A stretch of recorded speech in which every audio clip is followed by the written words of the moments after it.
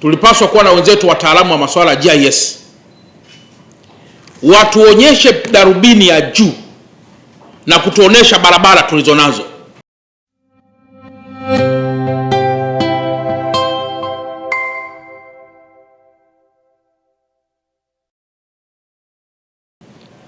Hivi hakuna barabara leo hii ambayo tukitumia wadau na mkono wa serikali tunaweza kukwatua barabara hizo hata kwa vumbi, halafu malori yote yakaelekezwa kwenye barabara hiyo mpaka kufika upande wa Chalinze au kufika upande wa Kibaha. Hakuna utaratibu huo.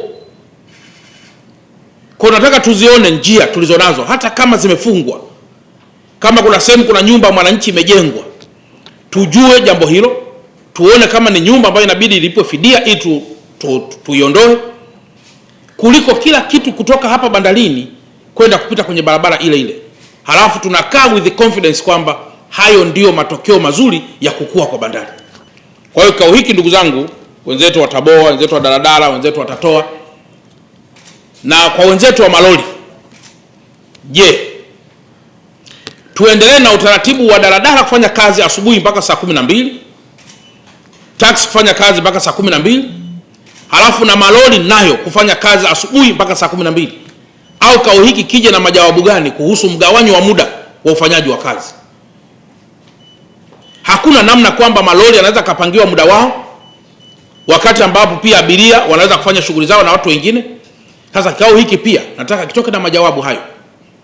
Ukienda leo Kariakoo ambako tunasema ndiko uchumi upo tena katika biashara, bajaji inafanya kazi muda huo, guta inafanya kazi muda huo, lori inafanya kazi muda huo, abiria anafanya kazi muda huo, mfanyabiashara anafanya kazi muda huo. Hakuna utaratibu wa mgawanyo wa muda. Ndio maana wenzetu wa local government, tawala mkoa, tulisema pia wawepo watu wa local government authorities ili tuweze pia kusaidiana kutatua mambo haya kwa pamoja, na hasa katika kupanga muda wa mambo haya yote.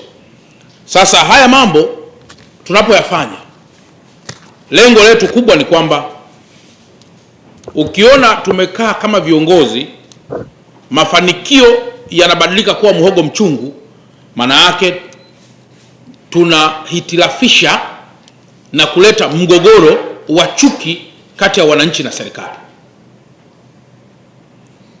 Philosophical implication inaweza kaja tu, mtu akageuza akasema kama hili limeleta hivi, basi labda tungebaki tulikokuwa, jambo ambalo haiwezekani.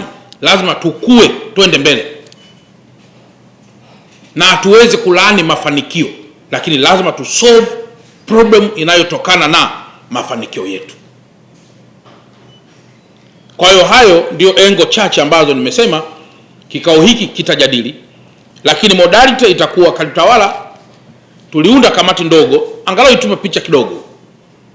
Halafu baada ya kutupatia picha tutaruhusu mjadala, na baada ya kuruhusu mjadala tutaenda kwenye maazimio, na baada ya kuleta maazimio tutaingia kwenye utekelezaji.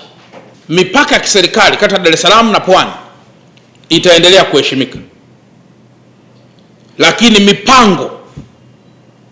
mipango ya kimaendeleo mkoa wa Dar es Salaam lazima tuanze kukaa kwa pamoja kati ya Dar es Salaam na Pwani, kwa sababu Dar es Salaam inapokuwa inachukuliza na Pwani. Leo mtu akifika Kibaha haelewi kama yuko Dar es Salaam, haelewi kama yuko Pwani. Leo mtu akifika Mlandizi ukimuuliza uko wapi, anasema bwana nimeshaingia Dar, yuko Mlandizi hapo. Akifika pale Bagamoyo pale, akija akisogea bwana wapi, nimeshaingia Dar es Salaam bwana, lakini kumbe yuko hata Mapinga hajafika. Lakini zaidi pia tukienda huku Mbagala, tukifika pale Kongowe pale kwa mbele tena pale kidogo, bwana wapi, niko Dar es Salaam, lakini kumbe yuko Mkuranga. Sasa mnaweza mkaona kwamba mwananchi hajui mipaka, yeye anajua mipango ya maendeleo ambayo lazima Pwani na Dar es Salaam sasa tuwe ni watu ambao tutakaa kwa pamoja ili kutatua sasa haya matatizo ya pamoja ambayo tulionayo kati ya Dar es Salaam na wenzetu wa Pwani.